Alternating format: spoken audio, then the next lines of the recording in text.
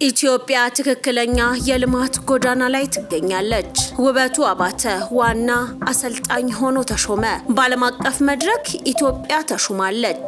መዋጋት አለብን፣ በሰላም ጥያቄያችን አይመለስም ሲሉ ደብረጽዮን ተናግረዋል።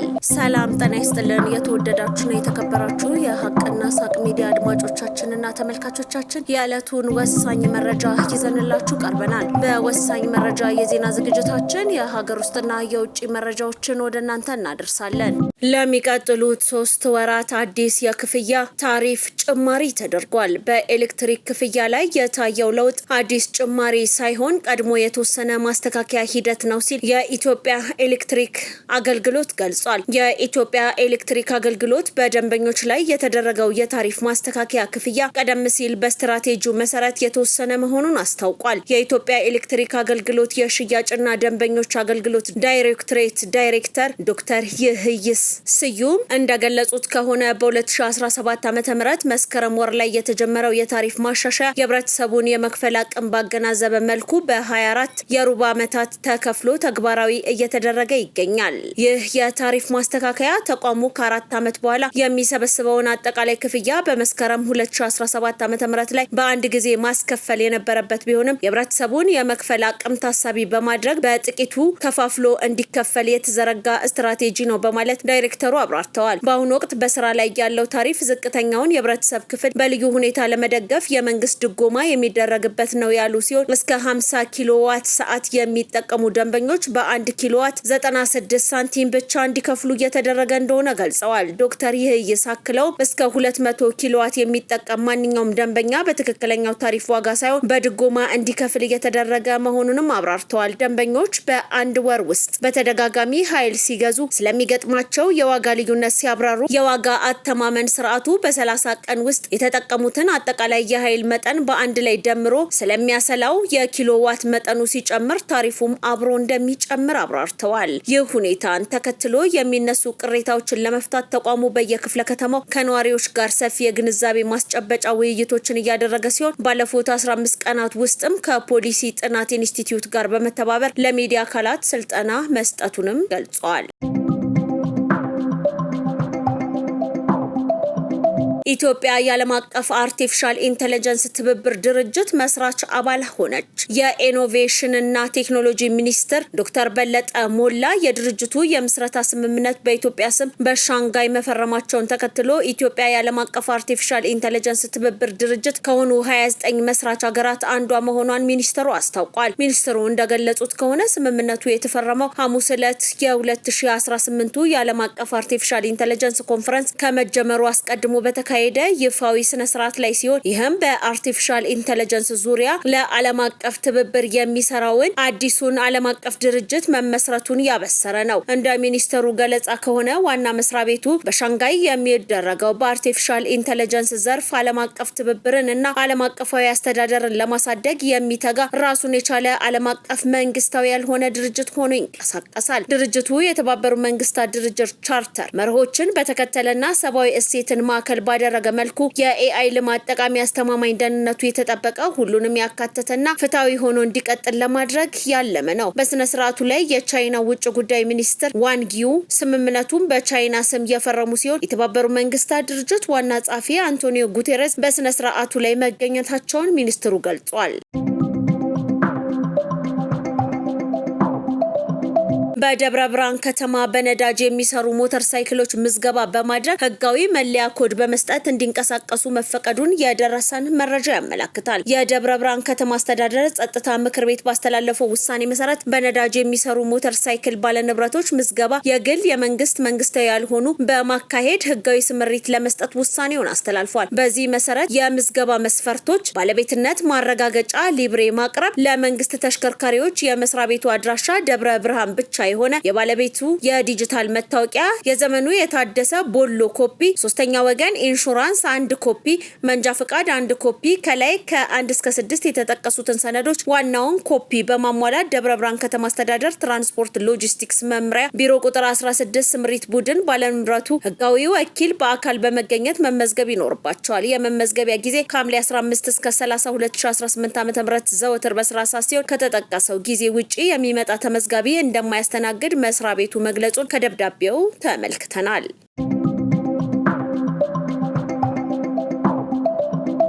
አሁን የመጨረሻ ምዕራፍ ላይ ደርሰናል ሲሉ ዶክተር ደብረጽዮን ገብረሚካኤል ተናግረዋል። ይህንን የተናገሩት ከትናንት በስቲያ በመቀሌ ከተማ ህዝባዊ ስብሰባ ላይ ነው። የትግራይ ክልል ጊዜያዊ አስተዳደር ፕሬዝዳንት የነበሩት ጀነራል ታደሰ ወረደን በማንሳት የክልሉ ፕሬዝዳንት መሆናቸውን ያወጁት ዶክተር ደብረጽዮን ገብረሚካኤል እንደገለጹት ከሆነ ከዚህ በኋላ የፌዴራል መንግስትን የምንታገስበት አቅም የለንም። አሁን የመጨረሻ ምዕራፍ ላይ ደርሰናል። የራሳችንን እድል በራሳችን መወሰን አለብን። የተወሰዱ መሬቶቻችንን ማስመለስ፣ የተፈናቀሉ ወገኖቻችንን ወደ ቦታቸው መሸኘት ይገባናል በማለት ሲናገሩ ተደምጠዋል። አሁን ላይ በትግራይ ክልል በርካታ ወጣቶች እየታፈሱ ወደ ወታደራዊ ማሰልጠኛ ተቋም እየተወሰዱ መሆኑን መረጃዎች ያመለክታሉ። ይህ ጉዳይ በመቃወም ከትግራይ ክልል በርካታ ወጣቶች ለቀው እየወጡ መሆናቸውን መረጃዎች ይጠቁማሉ። ከሰሞኑ በአዲስ አበባ ከተማ የተቃውሞ ሰልፍ መካሄዱም ይታወሳል። በብሔራዊ ምርጫ ቦርድ ህጋዊ ሰውነቱን የተሳነው ህወሓት ከኤርትራ መንግስትና ከሌሎች አካላት ጋር በመጣመር ስብስብ ወይም ስምምነት በመመስረት የፌዴራል መንግስትን ባይል ለመጣል በእንቅስቃሴ ላይ መሆናቸውን መረጃዎች ይገልጻሉ። ህወሓት በርካታ የትግራይ ወጣቶችን ለሱዳን የእርስ በርስ ጦርነት በመስጠት ገንዘብ እንደሚያገኝም የተለያዩ ዓለም አቀፍ መረጃዎች ሲጠቁሙ ቆይተዋል። አሁን ላይ በብሉ ናይል አካባቢ ተኩስ ለመጀመር በእንቅስቃሴ ላይ እንዳለም መረጃዎች ሲጠቁሙ ቆይተዋል። መቻል ስፖርት ክለብ ውበቱ አባተን የእግር ኳስ ቡድኑ ዋና አሰልጣኝ አድርጎ ሾመ።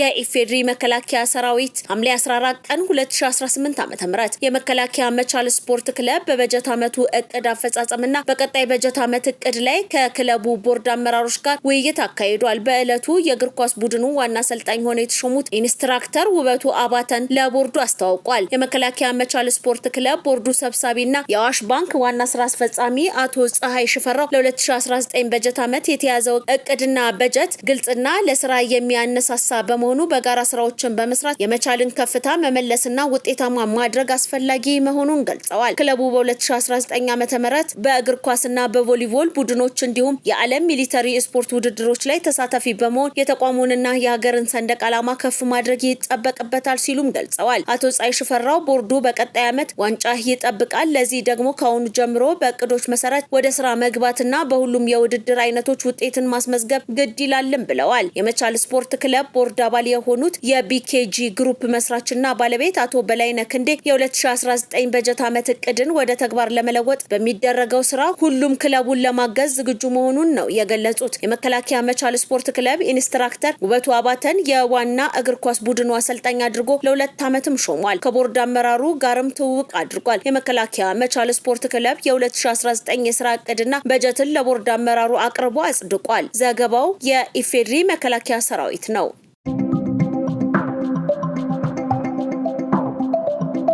ኢትዮጵያ በሁሉም ዘርፎች ትክክለኛ የልማት ጎዳና ላይ ትገኛለች ሲሉ አምባሳደሮች ገለጹ።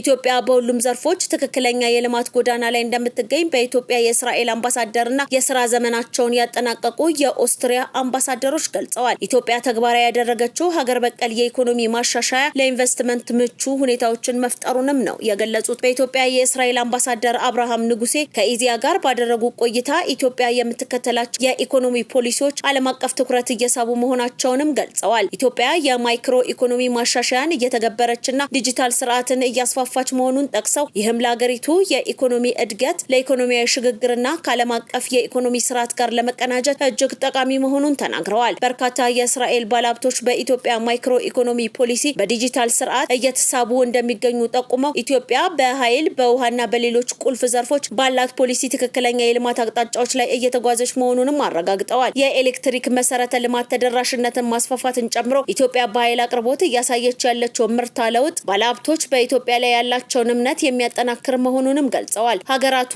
በግብርና፣ በጤና፣ በፈጠራ ቴክኖሎጂ፣ በትምህርትና በምርምር ዘርፎች ላይ የጋራ ፕሮጀክቶችን ተግባራዊ በማድረግ ውጤታማ ስራዎች ማከናወናቸውንም አብራርተዋል። በማህበራዊና በህዝብ ለህዝብ ዲፕሎማሲ በኩል ሀገራቱ ጠንካራ ትብብር እንዳላቸውም አንስተው በጤና፣ በባህል ልውውጥ፣ በንግድ ትስስርና በቱሪዝም ዙሪያ ያላቸውን ግንኙነት በማሳያነት አንስተዋል። እስራኤል ከኢትዮጵያ ጋር ያላትን ሁለንተናዊ ትብብር ይበልጥ ለማስፋት ቁርጠኛ መሆኗንም አረጋግጣለች።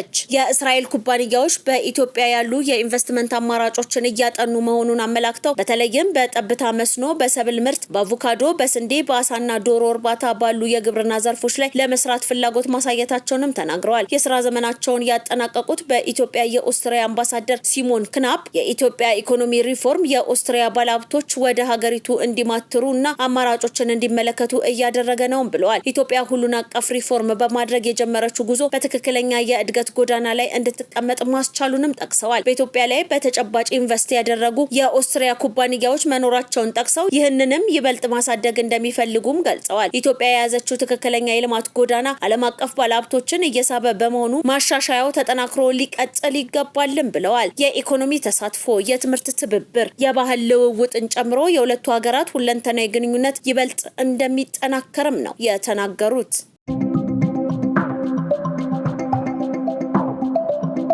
ወደ ውጭ ዜና እናልፋለን። ከሱዳን ፈጥኖ ደራሹ ኃይል ጋር በመታደርገው ጦርነት ኬሚካዊ የጦር መሳሪያዎችን ጥቅም ላይ አውላለች ባለቻት በሱዳን ላይ ዩናይትድ ስቴትስ ዛሬ አዲስ ዙር ማዕቀብ ጣለች። ይሁንና ዩናይትድ ስቴትስ ሱዳን ኬሚካዊ የጦር መሳሪያዎችን ተጠቅማለች ስትል ብትከስም ያቀረበችው ማስረጃ ግን እንደሌለ የፈረንሳይ ዜና አገልግሎት ዘግቧል። ዓለም አቀፍ መገናኛ ብዙሃን ሱዳን በጎርጎሮሳዊው 2024 ዓ.ም 2 የክሎሪን ጋዝ የያዙ በርሜሎችን ከአየር ጥላለች ሲሉ ዘግበው ነበር። የአሜሪካ ውጭ ጉዳይ መስሪያ ቤት ባለፈው ወር ከሱዳን ጦር ሰራዊት ጋር አብሮ የሚሰራውን የሱዳን መንግስት ካርቱም የፈጸመችውን በጎርጎሮሳዊው 1999 የጸደቀውን የኬሚካዊ ጦር መሳሪያዎች ስምምነትን በመጣስ በጎርጎሮሳዊው 2024 ዓ.ም ኬሚካዊ መሳሪያዎችን ጥቅም ላይ አውሏል ሲል ሁለተኛ ዙር ማዕቀቦችን መጣሉን አስታውቆ ነበር። ዋሽንግተን መሳሪያው የት ጥቅም ላይ እንደዋለ ግን አላሳወቀችም። የሱዳን መንግስት በበኩሉ የአሜሪካ ክሶች መሰረተ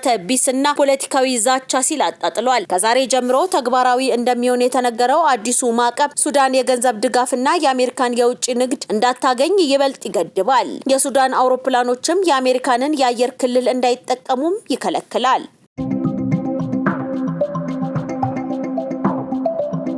በዲሞክራቲክ ሪፐብሊክ ኮንጎ በኢቦላ ወረርሽኝ ህይወታቸውን የተነጠቁ ሰዎች ቁጥር 930 ደረሰ። በዲሞክራቲክ ሪፐብሊክ ኮንጎ በተከሰተ የኢቦላ ቫይረስ ወረርሽኝ ምክንያት የሞቱ ሰዎች ቁጥር 930 መድረሱን የሀገሪቱ የጤና ሚኒስቴር አስታውቋል። የጤና ሚኒስትሩ እንደገለጹት የተረጋገጡ የኢቦላ ተጠቂዎች ቁጥር 2344 ደርሷል። ከነዚህ ተጠቂዎች መካከል 930 የሚሆኑ ሰዎች ህይወታቸውን ሲያጡ በማህበረሰብ ውስጥ የበሽታው ስርጭት አሁንም እንደቀጠለ መሆኑን ሚኒስትሩ አስታውቋል።